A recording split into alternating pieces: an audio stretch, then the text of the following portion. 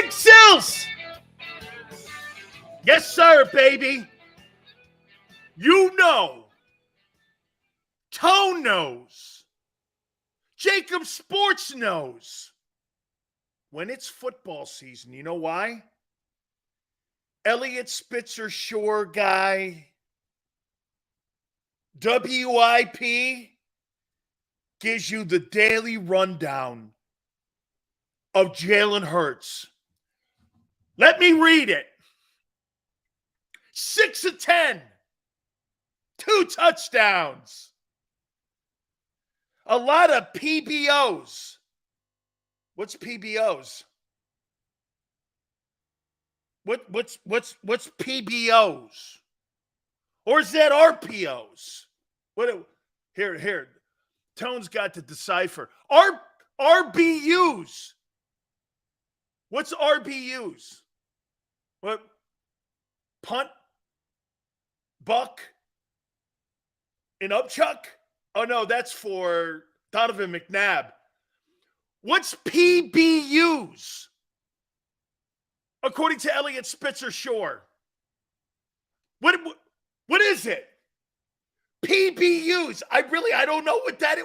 What is PBUs? Oh, and by the way, his grade for the day? A B. Pass breakups. Thank you, Quan. I knew you were good for something. Pass breakups. Look at you guys. Holy cow. PBUs, pass breakups. Yes, sirree, man. We get the absolute scoop from Pauly Shore from WIP in Philadelphia, the sports leader. That's soon to be us if it's not already. But, I mean, wow. Graded first practice, a B. A B. Jalen, you suck. We're already seeing a guy make a step backwards, according to Elliott Spitzer Shore. 6 of 10. 2 TDs. Shit, if I added up all the touchdowns from a year ago, he threw 47 or something in practice. Hey, you know it's game day. It's game day, baby.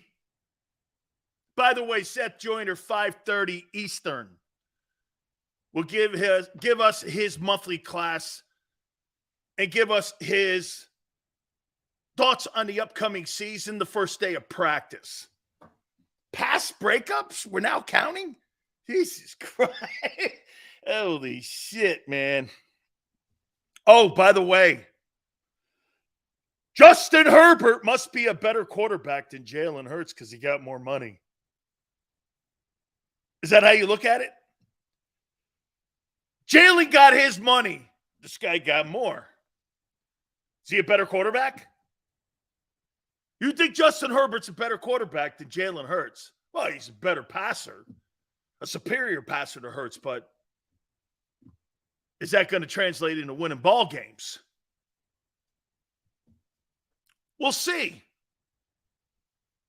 Now that he makes 26 or 262.5 million bucks, comes out to 52 something. Sorry, that's beyond my math. You know, that's beyond my math. Woo, he must be better. Lamar Jackson must be better. No, wait a minute. If Jalen's so good, how come he didn't set the market? You know, when everything is said and done, by next year this time, Jalen Hurts will be like the 7th or 8th highest paid guy. And that contract will be under market value. Isn't that crazy how the quarterback position and the value of that position goes up? It seems hey, get this. Every deal it goes up. Every deal it goes up. You're a running back. You're begging. You're begging for incentives to be put in your contract that you can't hit so that you can make a couple extra measly bucks. That shows you where that position is. The running back position is there. Quarterback position's there. And some other ones too, man. Defensive tackles, offensive tackles, cornerbacks, edge rushers. Nick Bosa's barking for $30 million plus. Chris Jones is barking for $30 million plus. Look at that contract too. By the way, so before we start and get into how I see a lot of teams reporting, a lot of teams first day of practice today, and we're going to talk a lot of Eagles here, obviously. But can I ask you something? You tell me if this is good optics. So you took a complete shit on Saquon Barkley in New York. And by the way, this is great for Cowboys and Eagles and really Commanders. This is great for those franchises. How do you think the optics look at this? You took a shit on Saquon Barkley, right? You gave him $900,000 in incentives that I don't think he'll hit. It's basically the same deal of the franchise tag. I don't know why you signed it. I mean, I don't get it. You signed a franchise tag, basically. You think your value is going up next year? You'll have one more year on your resume, and you'll be a year older. So do you truly think your value goes up? Dude, you depreciate more than a Honda Pilot if you're a running back in the NFL today. As soon as that thing gets driven off the lot, you're down 14%. The Giants aren't going to come back and give you a new deal. So guess what they do? Tone, everyone, get this. So after you take a shit the previous day on Barkley, and he's got to come in, and all the teammates there have to pat him on the head and pat him on the ass, tell him it's okay, we really need you, we really love you. The New York Giants sign a $117.5 million deal with their offensive tackle, and they give him $67 million in signing bonus money the next day. I don't know about you, but if I'm Barkley, so let me get this right. Everyone around me got paid but me. And I'm the centerpiece in this offense. You paid the tackle, you paid the quarterback, and the reason they got paid is because of me. How about this? I'm not saying you shouldn't have paid the tackle. What's his name? Thomas? I'm not saying you shouldn't have paid him. But do you do it the next day, giving a guy $67 million in guaranteed money, and that's his signing bonus money, at a $117 million deal, the next day after you took a gigantic shit on your star running back? Boy, the Giants, I'll tell you what, and get this. So this is what we've learned. The Miami Dolphins offered 2 number ones for Barkley, and the Giants said no. They don't want to pay him, and they're paying everyone else around them. I don't know about you, but they need a new PR department. And they need to do things a little bit better. How about this? How about quieter? Because how you've handled yourself completely differs to what and how people are handled in Philadelphia. That is, the optics of it is horrible.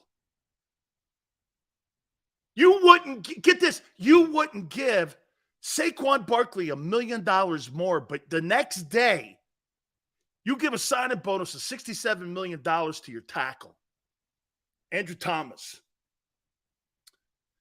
You gave $49 or $46 million to Daniel Jones.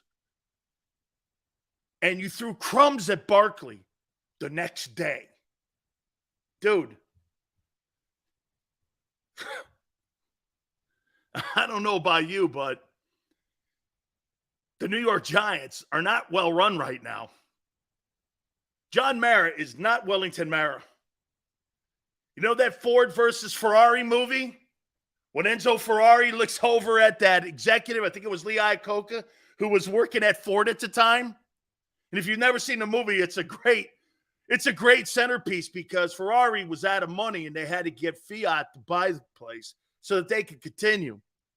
Enzo Ferrari looks over at Iacocca and goes, "Make sure you tell Henry Ford He's not Henry Ford. He's Henry Ford II.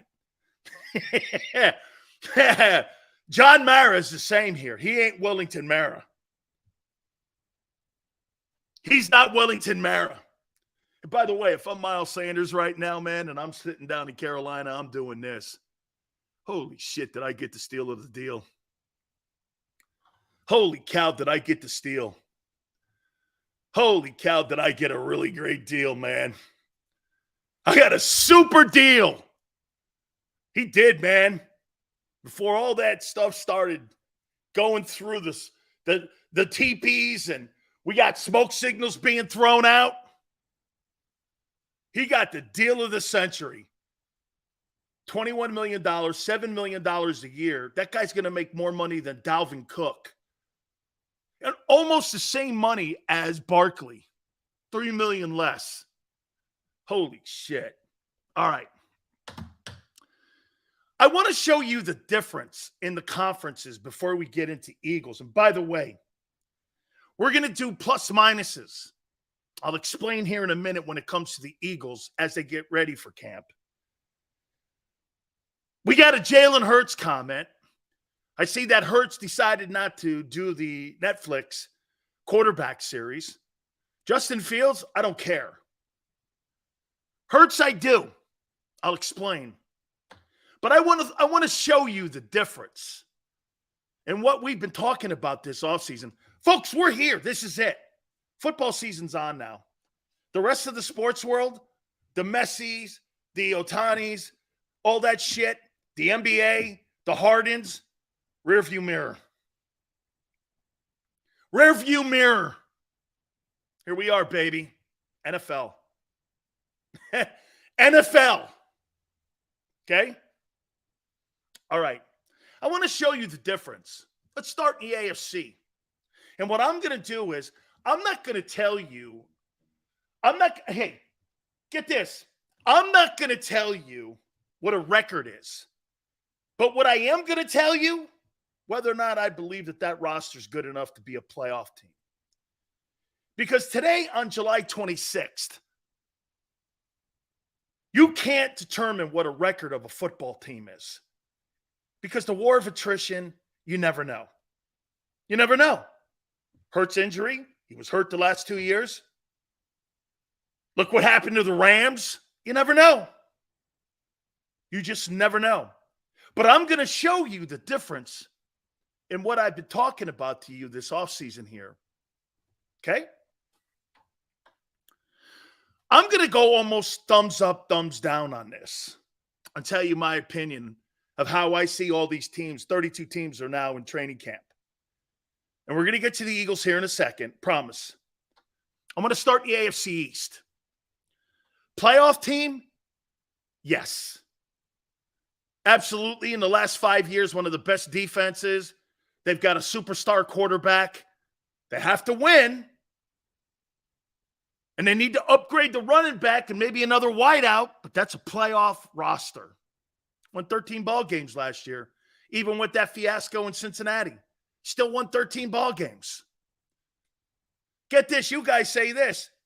Josh Allen really didn't play great last year, and they still won 13 games in the AFC?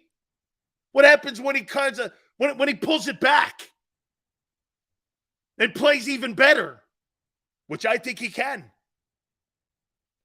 That's a great roster. Dolphins. Do they have a playoff roster? Absolutely. We all know the story here in Miami. Quarterback's got to be healthy. The defense has to play a tad bit better. Jets, playoff team? Yeah, that's a playoff roster. Yes. Patriots, playoff roster. Top 10 defense. 1,000-yard rushing. Pretty good pass rushers. Little small in the secondary and especially at corner. You got a playoff roster. Now, again, will all these teams make the playoffs? No, but they got a playoff opportunity is where I'm going. So every team in the AFC East has an opportunity to make the playoffs. That entire division. That's one division we've talked about. Okay, let's move over to the AFC North. Bengals, I think Bengals and Eagles sound like a pretty good bet for the Super Bowl. Sure, they got a playoff roster. The next gigantic contract you read about will be Burrow's. Ravens, absolutely. They have a playoff roster. Defense has to step up. You got an MVP quarterback. Steelers absolutely have a playoff roster. Browns, absolutely. Quarterback has got to play better than he did a year ago, but that's a playoff. So every team in the AFC North has a playoff roster. Again, obviously, not every one of these teams is going to make it to the playoffs. But so far in the AFC, the entire East has a playoff roster. The AFC North, every team in that division has a playoff roster. Let's go to the AFC South. Jags, absolutely a playoff team. Absolutely.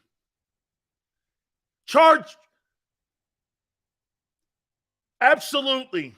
When you're talking about, okay, I would say this. The South, the Jags, absolutely. Do I think the Colts? No. Who else am I missing? Who else am I missing in that AFC South? Who am I missing there? In that South, AFC South. AFC South. Yeah, Jameson. Yeah, Chargers in the West. Titans, that's it. That's it, Titans. Are the Titans a playoff? That's right. I wrote down Chargers by accident. Are the Titans a playoff roster?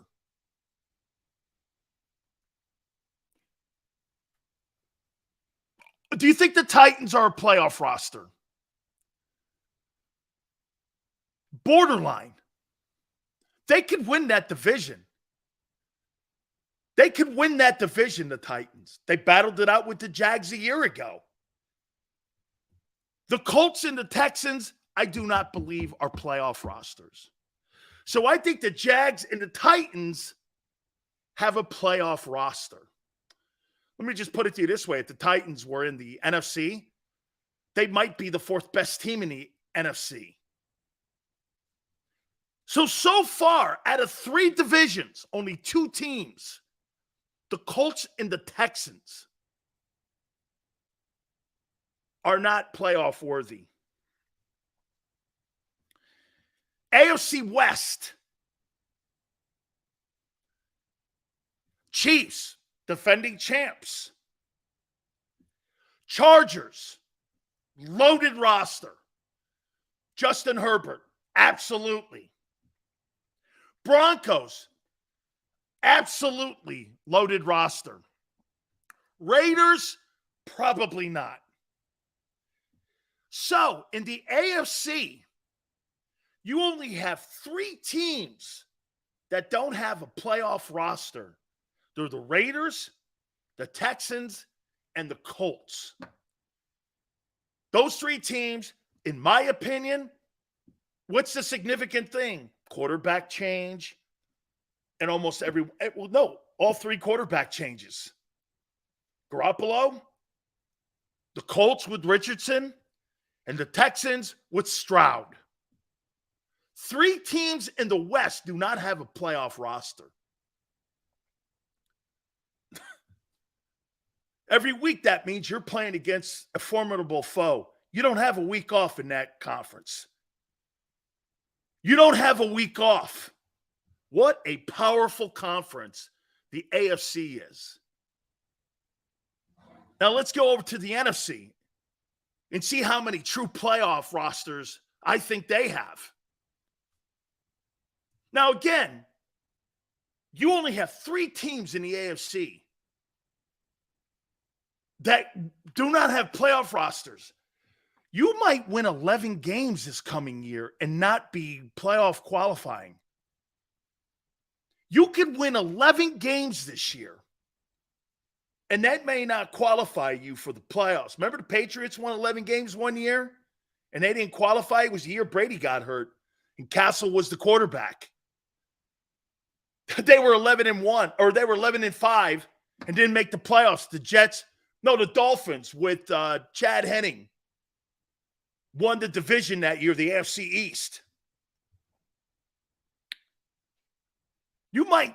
11 wins could be the benchmark to get in. Let's go to the NFC here. Eagles, absolutely. So wait a minute, too, by the way. 2 divisions, every team could qualify for the playoffs with their roster currently constructed the way it is. You got 2 teams in the South that won't, and 1 team in the West. Every single division in the AFC will be competitive. Every single division. And the Colts aren't that bad.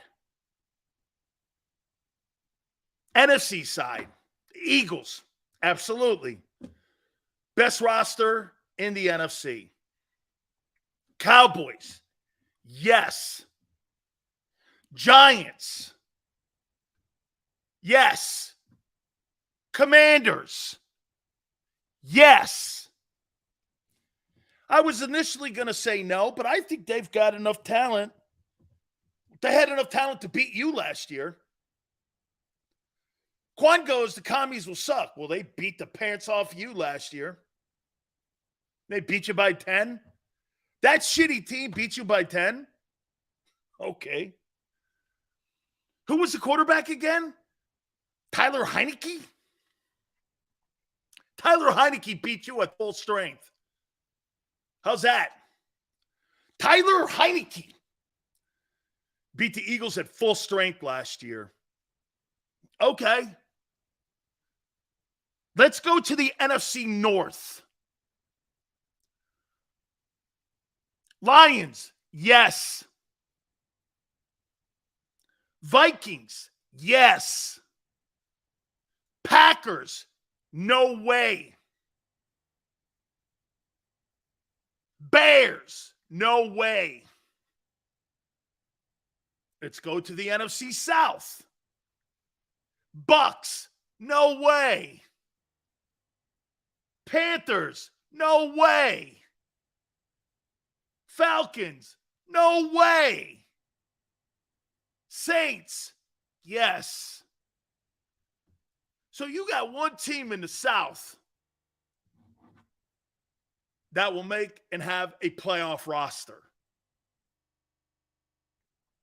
In the West, Niners, yes. Seahawks, yes. Rams, never. Cards, no. You have 8 teams in the NFC that have playoff-worthy rosters. And in the AFC, you have 13. 13 out of the 16 teams are built to make the playoffs. That's pretty incredible. It's pretty lopsided. Here, I'll put it to you this way. If the Saints were in the AFC, they'd never make the light of day in the playoffs. If the Lions or Vikings were in the AFC, they would never make the light of day. Niners, Seahawks, Cowboys, and Eagles are the only formidable teams. Now, could that change? Obviously, the war of attrition. Absolutely. Dude, the NFC is awful again for the second year in a row. The only difference is that the people that are in the NFC East are playing a first-place schedule, and they're playing some pretty top-flight opponents because the majority of those teams a year ago all had winning records. I mean, get this. Even the Commanders were 8-1. Nobody was under 500 in the division. So you're all playing top-flight opponents this year, and all those opponents are in the AFC. Okay? That shows you right here. You can't trip up in the NFC. Okay? You can't. Dude, you're good. 10 wins. 10 wins in the NFC could get you into playoffs. I don't know 11 wins gets you into playoffs on the AFC side. Okay? I don't know.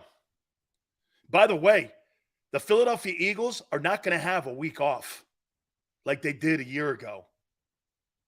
You are not going to have a week off. Shit, your opener's not a week off. And that's the worst team in the Get this. That team that you're playing in the opener is the worst team in the AFC East, and they have a playoff roster. And a great coach. And a coaching staff that's superior to yours. Put that all in context. And like Yale said, it's Brady night. God knows what that's going to look like. What an absolute gauntlet of teams in the AFC. NFC? Shit, and I'll say this to you. Cowboys lose Dak for any significant period of time. Hey, and I'll make this point to you also. If the Eagles lose Jalen Hurts for any significant period of time, their roster could still carry him to the playoffs until he got healthy. If you're in the AFC and he gets hurt, your season's over and you're a top 5 pick. So you're going to have a little bit of latitude. You could maybe be 10-7 and make the playoffs if you sustain a significant injury. You're going to have a little more leeway. That's important.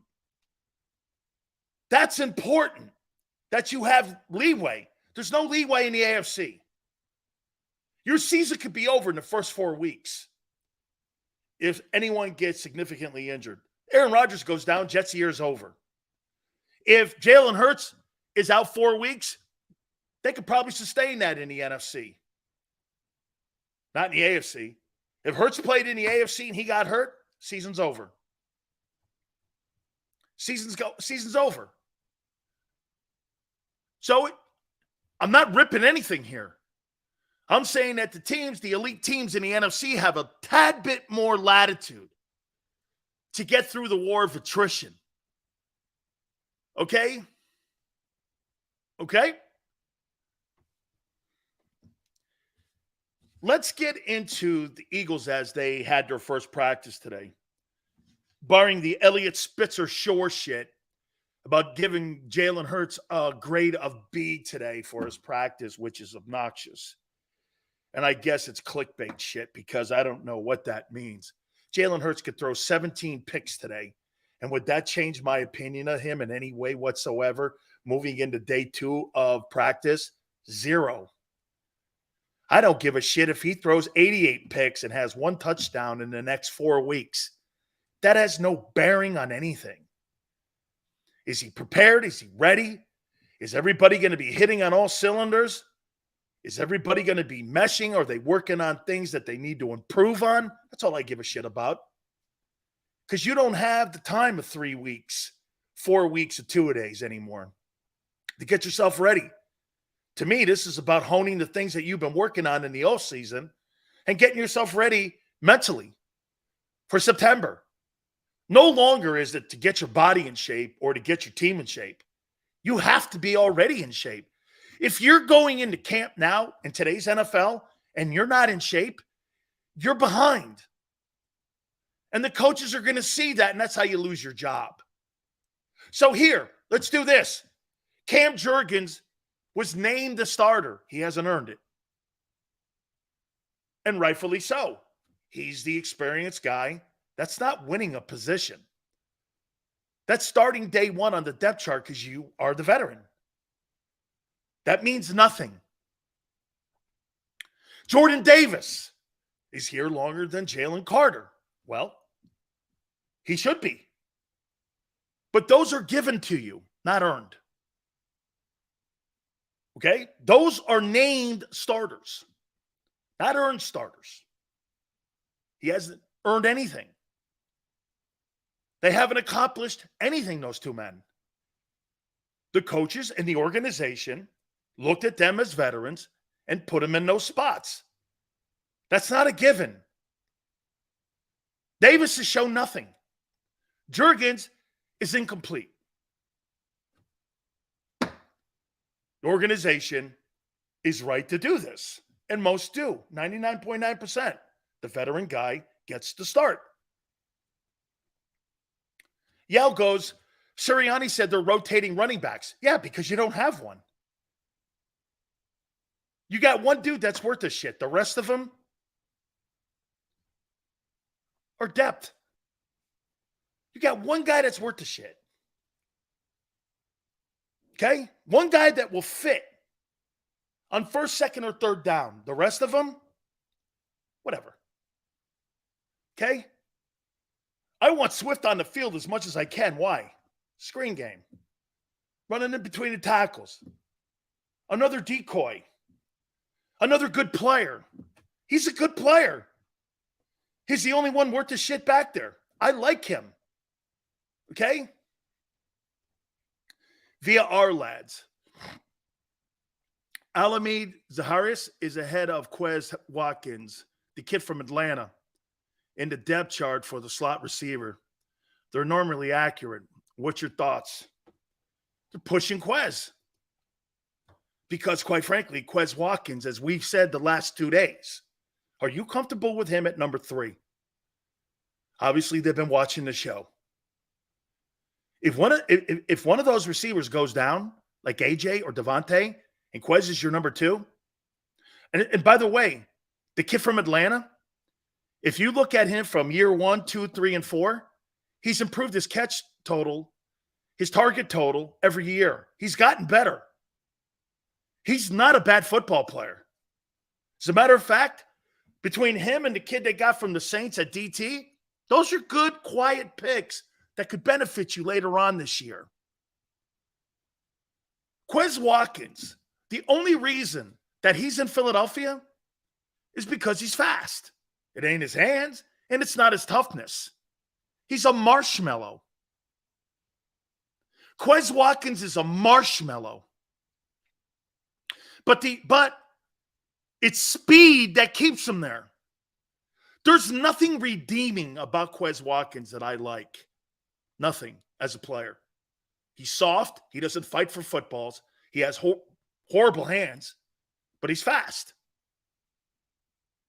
All the things that it takes to be the 3 guy, he ain't it except for speed.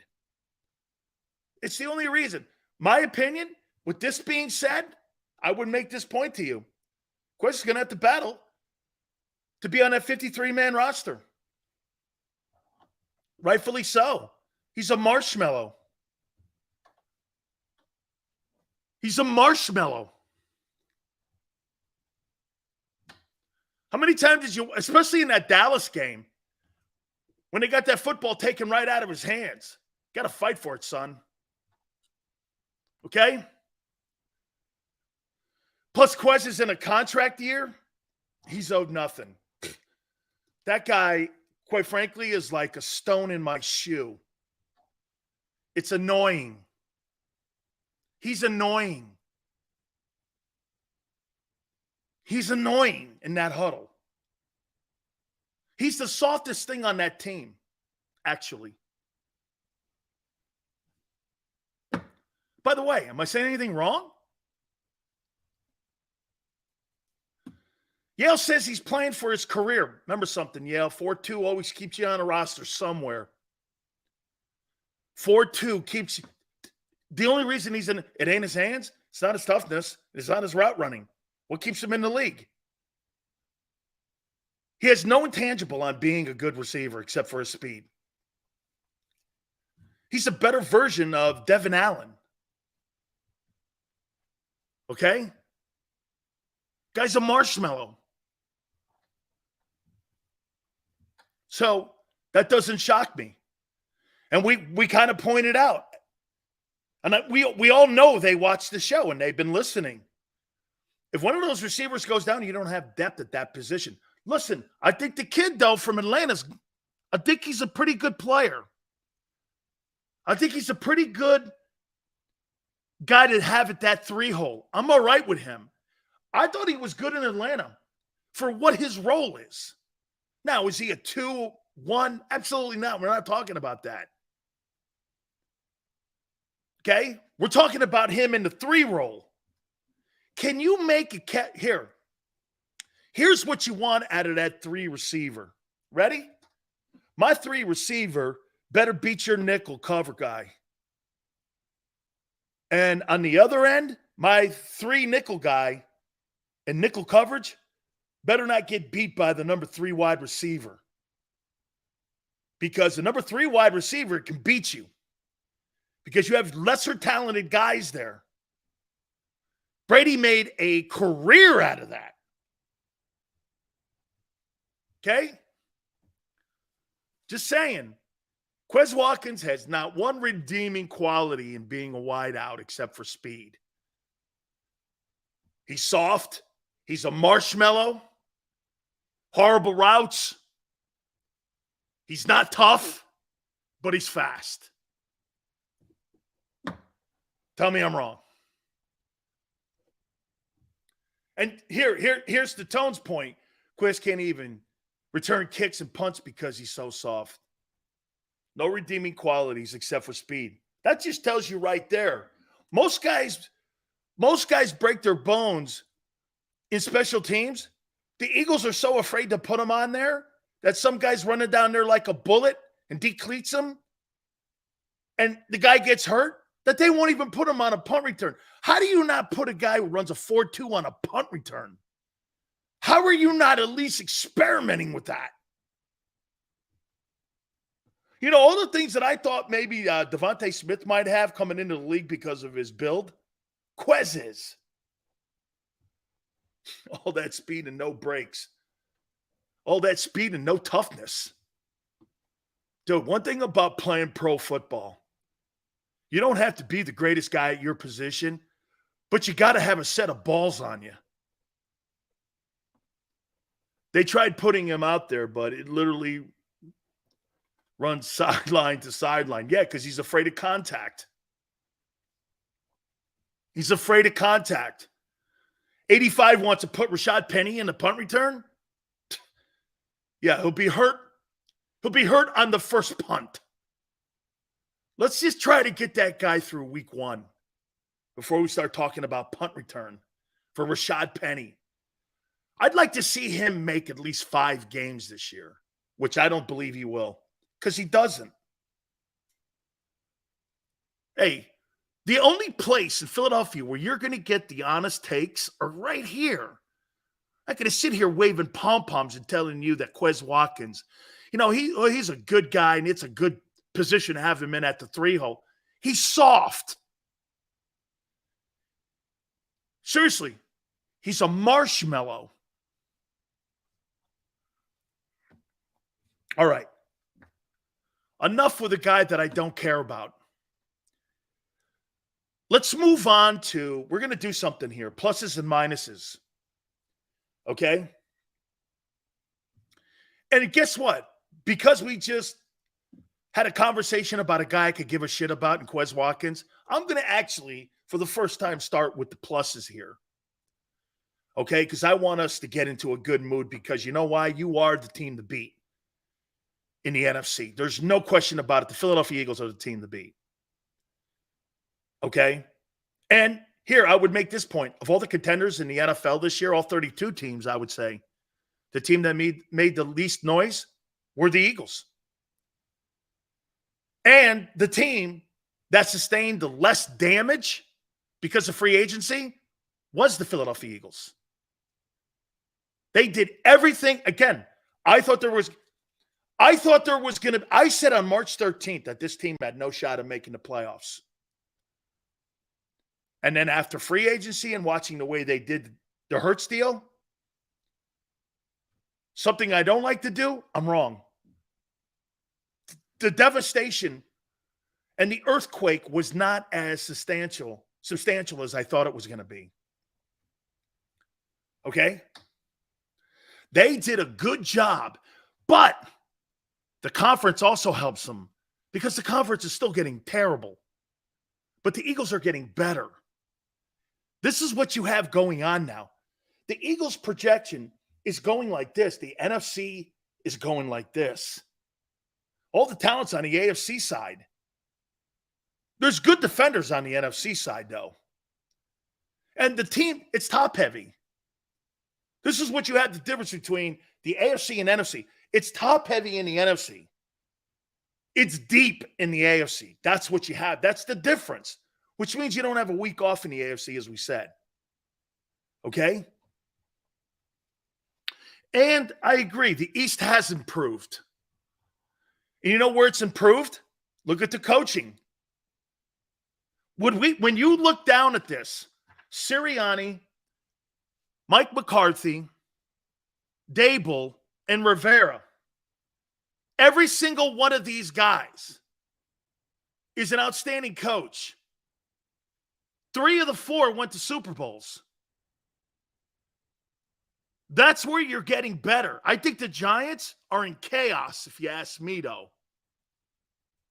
Okay? I think they're in chaos. The shit they're doing, that it makes no sense on a daily basis. You take a crap on Barkley, the next day you give your offensive tackle, Andrew Thomas, a $117 million contract with $67 guaranteed after you pissed all over Barkley. And prior to that, you gave your quarterback, who's a stiff, 46.6 or whatever the hell it is. Makes absolutely no sense to me there. I like that, Greasy. I agree. I think the Giants are wobbly. We're going to talk about all these teams. Big questions for the entire league. All right, let me get to the pluses and minuses of the Eagles as they started their practice today, as we get ready for the exhibition season and also September. And I do want to start on the positive side, okay? Outstanding run game. Dominant. And plus, it's their identity. The Philadelphia Eagles' identity is not Jalen Hurts. It's the toughness in that O-line. That's the identity. And it's been the identity of the Philadelphia Eagles, whether it was an MVP candidate in Carson Wentz or Jalen Hurts. The identity of that football team is how they knock people off the ball. That's who they are. And you want an identity as you go into camp. So many teams search for that identity. What's the identity of the Lions? I don't know. What's the identity of the Cowboys? Dak? Okay, kind of. That's why you're wobbly. The Giants? I don't know. Barkley? I guess. With kind of a suspect O-line. I mean, the Eagles are that. You're dominant. You're tough. Everything they do stems off that O-line. Stems off that O-line. Darman goes like this, the identity's Howie Roseman. Howie Roseman doesn't put a mouthpiece in. Howie Roseman sits up there with a cup of ice, sucking on it all day long for 60 minutes of football, looking at what guys he hired. It's the guys on the field that create your identity. Not a guy up there with earpods in, drafting guys, and eating filet mignon. The guys on the field are your identity. That's who you are, Howie Roseman. If Howie Roseman's your identity, you're the Cowboys. Because the Cowboys' identity is Jerry Jones. Can't win a championship from the owner's box or the general manager's box. He picked those guys? Great. The identity are the players on the field. Let's run the Philly. Go ahead. That's not from Howie Roseman. That's from those guys making decisions in moments like that. And giving your team an identity of beating people up. Dude, you could draft everybody you want. You could talk about all the people that you think are going to be good. You could kiss the ass into Kobe Dean all you want. You got to go out there and play. Identity is important to me. It's how you win ball games. It's who you are. Don't deviate off it. It's dominant, too. They're a dominant team because of that old line. They run the ball well. The quarterbacks sneak. Shit, man. You want to know how pissed off people were at you in the offseason, the Philadelphia Eagles, that they were debating in the competition committee to stop the quarterback push because the way you guys dominated that. Well, I think it's an unfair play. Why? It's been around for 120 years. Why are you upset now about it? I guarantee you if Kansas City or the Cowboys came up with it, everybody'd be cool with it. But because Philly came up with it, it's a problem? Get off my ass. And get out of my backyard. Hey, I'm feeling a little frosty today. You know why? It must be because it's the first day of camp. And I saw the Pauly Shore stats. Jalen got a B today. WIP ranked Jalen's day today a B, just so you're keeping score. And we're going to keep a running tab on that, too. Elliott Spitzer, Pauly Shore, Jalen Hurts. What is it? 6? Well, I got to make sure I'm right. 6 of 10, 2 touchdowns, but he got a B today. Because, hey, what's the P? Passes broken up. That's right. How many were there? How many passes broken up were there? Gave him a B, though. How many did he have with the passes? I don't know, man. Wait a minute. Philly 500 sent that shit to me. Hey, don't forget Seth Joyner today at 5:30. Hang on for a second. Let me see this here. What was it? Yeah, he sent it to me. Pretty good day. Lots of good pass. What's the PBUs again? What's the PBUs in quarterback runs? What's that PBUs? I got to go back over here and read what Tone said. Pass breakups. Okay. They tried putting him out there. Okay. Yeah. I got it. Passes broken up. A B, though. He got a B. Got a B today.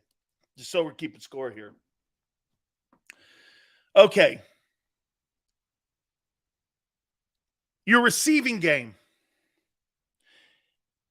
And what we're doing here, we're looking at all the positives going in the training camp that you guys have and the minuses, okay?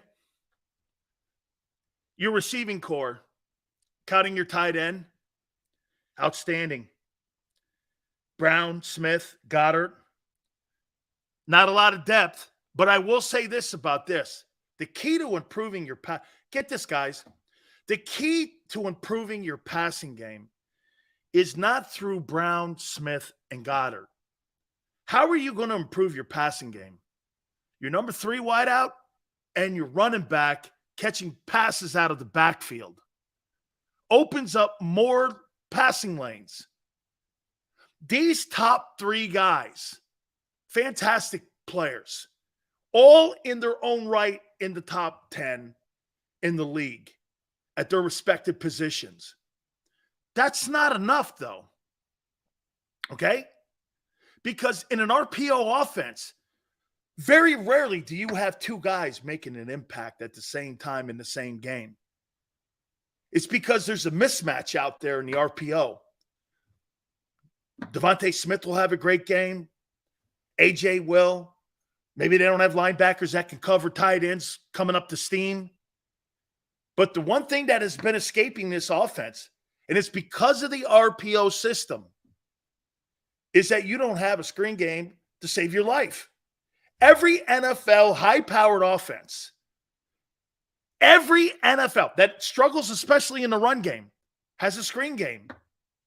Brady made a 25-year career out of a screen game and a short passing game. You don't have that. That's why Jalen doesn't throw the ball around the yard like the rest of the quarterbacks do. He throws the ball around 400 times a year. Everyone else that these elite quarterbacks, they throw it between 600 and 700 times. They almost double him in attempts. There's a reason. These quarterbacks are screen-oriented, play-action pass. See, and know this. I heard Sal Palantonio on today with the Sports Take guys. You don't have an RP in an RPO offense. There's no play action. There's no play action. He's going down the line of scrimmage, reading the end, or he's reading the safety or linebacker, and he's determining whether to drop back, to run it, or to throw it. There's no play action. That's not part of what RPO is. You don't run RPO and play action. That's why he had a high percentage last year. He didn't have to go through progressions. When you have play action, you're reading progressions. He didn't do it. It's an RPO offense. Again, you're trying to combine what Burrow and Allen and Mahomes and all these other guys, that's not what's in the makeup of that offense. That's not what you don't run play action off that thing. He doesn't have play action. RPO offenses, Bruce Arians came on the show and told you, you can't run play action off it. So when people say that, the screen game you can get and you can develop a screen game, which can kind of go along with being a play action type. Hey, you drop back, flare it out to them. Let those backers and corners have to come up on the line of scrimmage and defend that, which means that Devontae and AJ are running wild in the zone. You can do that, and I think they're going to do that. Okay? I'm not going to debate this. RPO is run first, then pass. It's not play action. Boy, man, people are stupid if they think that. You can't have everything in every offense. Like Patrick Mahomes doesn't run RPO. You can't run all that off that offense. Anyway, okay? I think they have to improve the number 3 and number 4 guys in a screen game. Okay? I think that's where they have to go, where they have to improve the passing game. Because can you imagine this? If DeAndre Swift gets 50 catches, you're going to have a receiver with 100 catches out there somewhere, either Devontae or AJ. Those guys are going to be so wide open if you add another component to your passing game. 3 catches 40, your back catches 50, that's 90 catches. Dude, his percentages will be higher because they're more of they're low turnover plays, screens, right? Are not high turnover plays. 35-yard passes down the field. Those are high turnover plays. No risk it, no biscuit. That's why you see low percentages with the guys that are chucking it down the field so much and high turnovers. That's what you see. Okay? Common sense. Try to go with me here and try to follow along. I know we're here to help. And as we get to the quarterback here, I would say this. Best RPO quarterback I've ever seen run an RPO system. He's the best passer in an RPO I've ever seen. His decision-making is fantastic, and he makes decisions not to be statistically rewarded for it. Like I said last year, one of the most impressive things about Jalen Hurts last year was watching him, the way that he'll take an incomplete pass, throw it out of bounds, and not have to throw the thing down the field. Not to have a turnover play so that he can make sure that you punt. You play another series of downs. He does a great job of decision-making out there. He's not going to put his team in a position where there's going to be a turnover or you're hurting your team when it comes to field position. He's really great at it. And he's patient. He's getting more patient. See, that's where I want to see him improve and continue to improve. I don't give a shit about the numbers. I care about his improving on decision-making. I thought last year he was almost flawless. My problem was the Chicago game when they were running those stupid-ass RPOs into a 31st ranked defense where you could get killed where a team meant nothing and you got your quarterback banged up. Dumb as ever. Dumb as ever. Worst play calling in history. Why in the world, with the number 2 running attack, do you run your quarterback against a football team that's got nowhere to go and you get your guy killed and almost lose home field advantage? Why would you do that? And can I tell you the next week? Tone, check it out. Check out what the Bills did the next week. Allen threw for like 140 yards, and they ran for like 200 in that game because they weren't going to get Allen hurt. They were the second worst rush defense in the league last year. But there's the Eagles running RPOs with their quarterback because you know why? He's their best back. Well, last year, he was their second best back. It made no sense. Why would I run my quarterback when I'm working on home field advantage? They wanted to win the Bears game. I could give a shit if they lost the Bears game. You can't lose Hurts. It's dumb thinking. It's dumb thinking. Let's get to Monday with Hurts. Not the first down with Hurts. Stupid as ever. Okay? Bahama goes, Hurts was the only guy. And by the way, too, Bahama, I saw some basket passes he threw in that game. I came away from that game going like this. Hurts is tough as hell. And get this, the touch passes are coming around. I actually had a pretty good opinion of him, and I thought some really great things of him coming out of that Chicago game, even though we got banged up. I thought it was like this. How about those basket catches he was throwing? I was like, holy shit, this guy's developing a touch too. It's gotten better. Okay? I thought he looked good, man. And culture. There's a great culture in that offensive huddle. There's a super culture in that offensive huddle. So the pluses of the team going in, here they are. Philadelphia Eagles have the best roster, not the deepest. They are not as deep as they were a year ago. With experience, they're not. Now, by the end of the year, could they be more talented? Again, that's potential, which means you haven't done it. It means you haven't done it.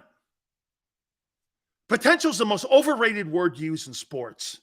I hate that word, especially when we're talking about a guy like Rashad Penny. Hey, he's got great potential. 5 years in, that's not potential. That's wishful thinking. That's wishful thinking. Quarterback's right. Culture's right. Outstanding football team on that side of the ball. Outstanding. Outstanding. Now, I would say this. Are they as deep as a year ago? No. They got to figure out the right guard position. Could it be a factor? What's on the scale of eruptions? What's the replacing of Isaac Seumalo on the scale of eruptions on concern? 6.5? Probably. Seumalo was a good football player. Seumalo was a good football player. Okay? Replacing Sanders? You're replacing 2 Pro Bowlers. You understand this, right? You're replacing a guy. Okay, like I said, you got one dude and you got a box of Skittles in your running back room with the rest of them dudes, whoever they are. As a matter of fact, until somebody shows me who they are, Swift's the only guy. The rest of them, whatever. They're nobodies. Okay? So you got a bunch of bums back there as far as I'm concerned. But Swift's good. I'm a fan of this guy being on the team. I like him. Can he replace 1,300 yards and 11 touchdowns? We'll see. Yeah, the Eagles have a box of Skittles as running backs. They're all good, kind of like, not really, though. I like the yellow ones. I'm a big fan of the red ones too. Okay? But you got to cover 1,300 yards and 11 touchdowns. Okay? All right. We're going to do the minuses in hour number 2. We did the pluses. See, we started out all good. And Elliot Spitzer Shore's PBUs. I hadn't heard that one before. Passes broken up. There's a new stat. Do people just make this shit up? I got to call. Hey, that's what we need to do. We need to come up with some new stats like these guys over at WIP. That's hilarious. 6 of 10, 2 touchdowns. A lot of good-looking runs. A lot of PBUs. Oh, and a grade of a B for Jalen. Oh, wow. Holy shit. First test in, man. He passed. Unbelievable, man. First day of practice, he gets a B. That's damn good. Way to start, man. He gets a B. Hour number 2. Hit the like button. We'll do the minuses next. Keep it here on the National Football.